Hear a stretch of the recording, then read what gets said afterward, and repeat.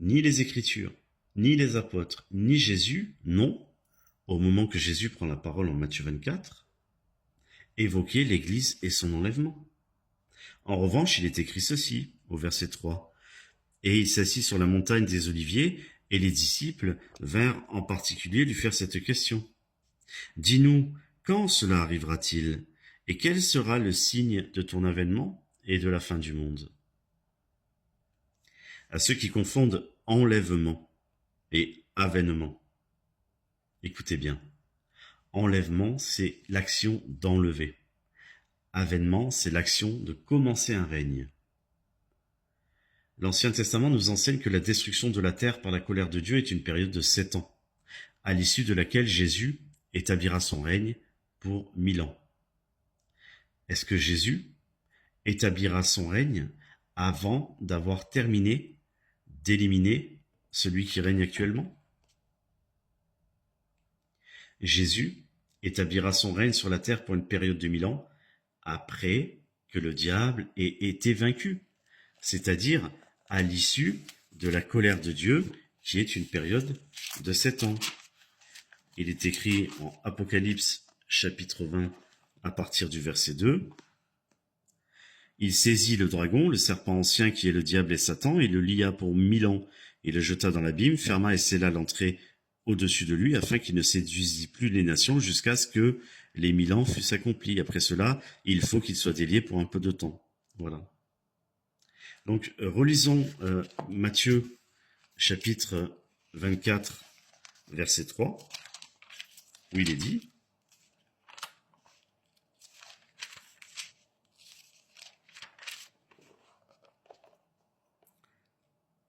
Et il s'assit sur la montagne des Oliviers, et les disciples vinrent en particulier lui faire cette question.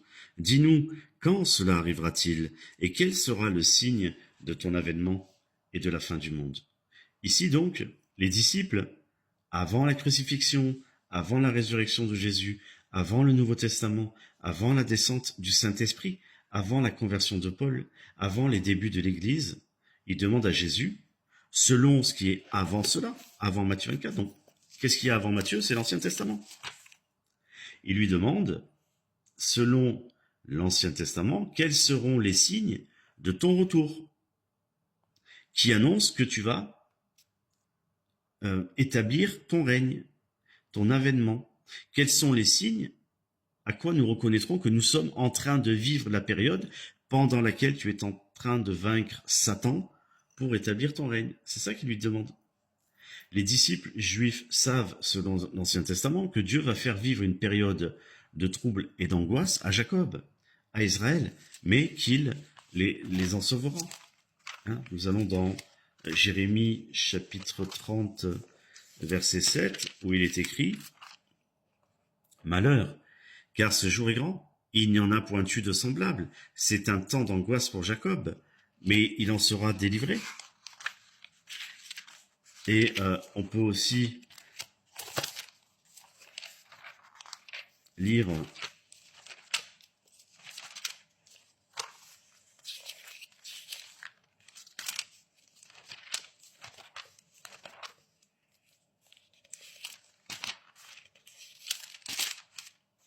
Ésaïe 59, verset 20, où il est écrit «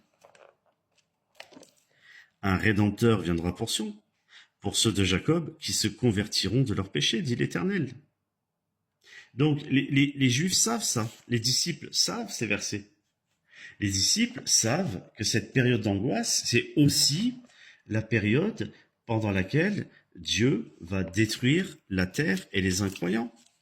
Et ça, on le retrouve dans Ésaïe chapitre 13, au verset 9, où il est écrit « Voici, le jour de l'Éternel arrive, jour cruel, jour de colère et d'ardente fureur, qui réduira la terre en solitude et en exterminera les pécheurs, car les étoiles des cieux et leurs astres ne feront plus briller leur lumière. Le soleil s'obscurcira dès son lever, et la lune ne fera plus luire sa clarté. Je punirai le monde pour sa malice, et les méchants pour leur iniquité. Je ferai cesser l'orgueil des hautains, j'abattrai l'arrogance des tyrans, je rendrai les hommes plus rares que leur faim, je les rendrai plus rares que l'or d'Ophir.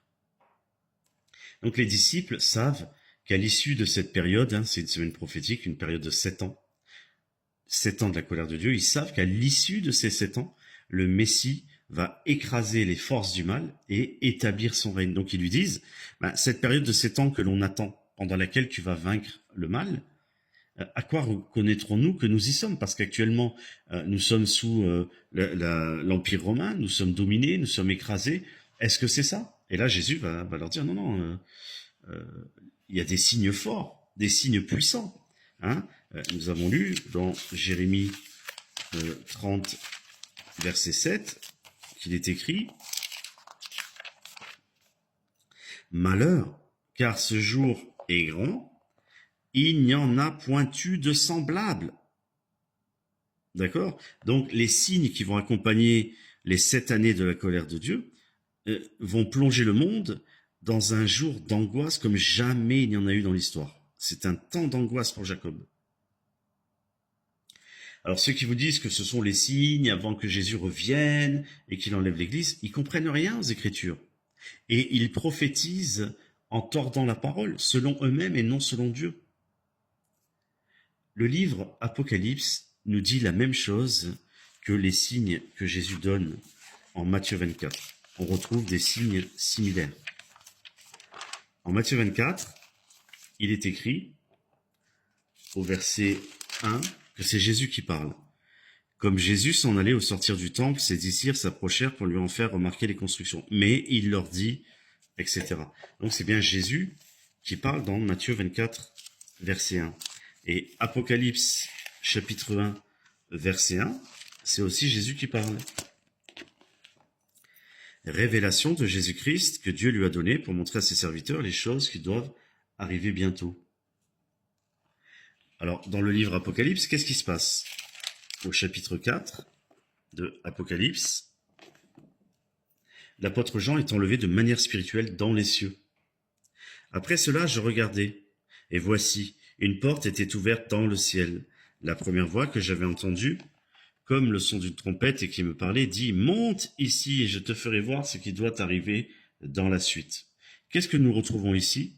Nous retrouvons les signes de l'enlèvement dont Paul a parlé en 1 Corinthiens chapitre 15, versets 51 et 52.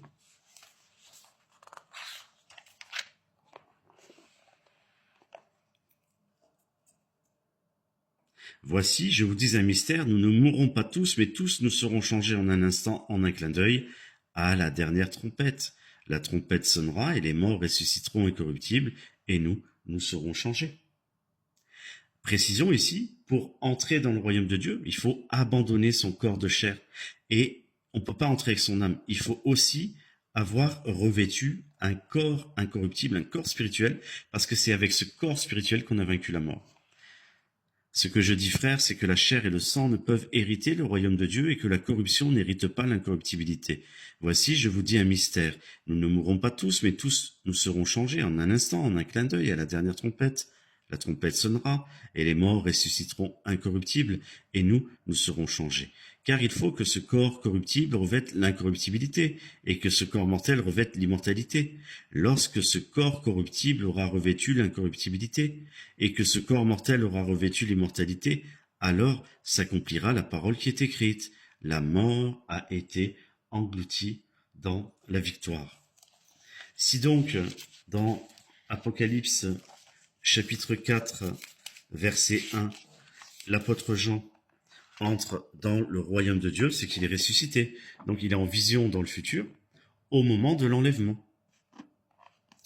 Après cela, je regardais, voici une porte était ouverte dans le ciel. La première voix que j'avais entendue, comme le son d'une trompette et qui me parlait, dit « Monte ici et je te ferai voir ce qui doit arriver dans la suite. » Et qu'est-ce qu'il dit ensuite au verset 4? Autour du trône, je vis 24 trônes, et sur ces trônes, 24 vieillards assis, revêtus de vêtements blancs, et sur leur tête des couronnes d'or. Donc c'est la raison pour laquelle il voit 24 anciens qui représentent, de manière symbolique, allégorique, les 12 tribus d'Israël avec ceux qui sont sauvés par la foi, et les 12 apôtres de l'Église avec ceux qui sont sauvés par la foi. Et que dit Jésus à l'apôtre Jean, alors qu'il est en train de vivre l'enlèvement, puisqu'il entre dans le royaume de Dieu ressuscité. Jésus lui dit, « Monte ici, et je te ferai voir ce qui doit arriver dans la suite. » Et ce qui vient dans la suite, c'est que Jésus reçoit l'autorité pour ouvrir les livres de la colère de Dieu. Ces livres qui sont scellés par Dieu, donc qui n'ont encore jamais été ouverts. Apocalypse 5, verset 1 et verset 5. Puis je vis dans la main droite de celui qui était assis sur le trône un livre écrit en dedans et en dehors.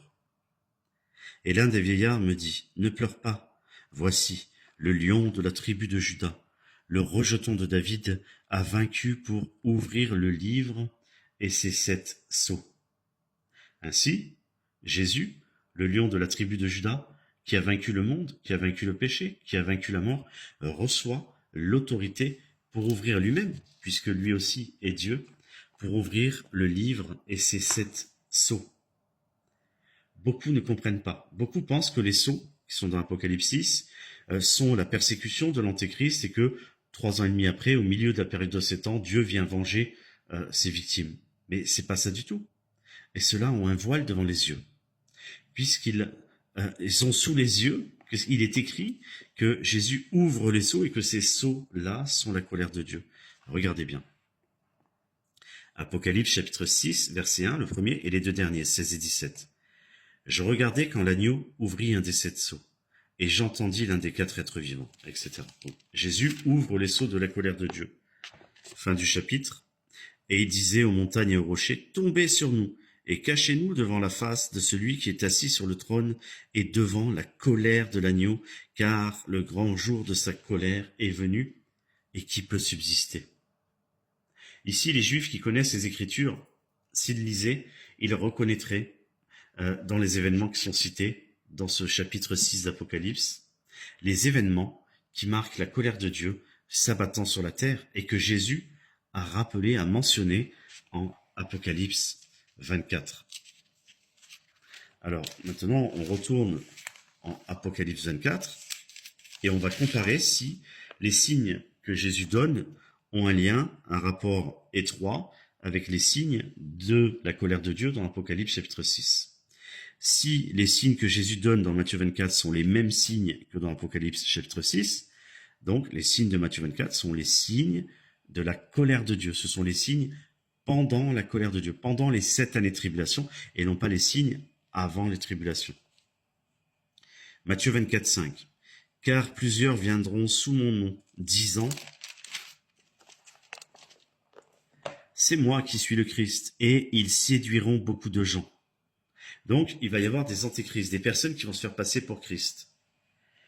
Qu'est-il écrit en Apocalypse, chapitre 6, versets 1 et 2.